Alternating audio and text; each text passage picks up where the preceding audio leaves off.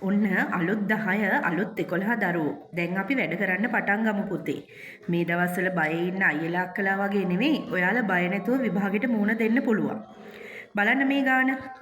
මිනිසුන් 10 දෙනෙක්. වැඩක් නිම කිරීමට දින 6ක්. මිනිස් දින.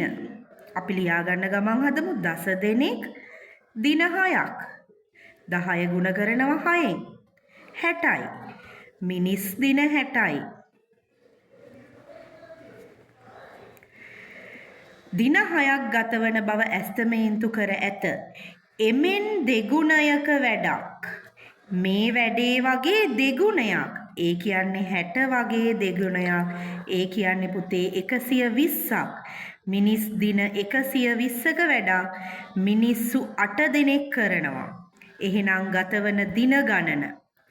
එහෙනම් 120 මිනිස් දින 120 අපි බෙදනවා මිනිස්සු 8 දෙනාට. 12ට 8 ඒවා 1යි. මෙතනින් ඉතුරු කීයද දරුවනේ 4ක්.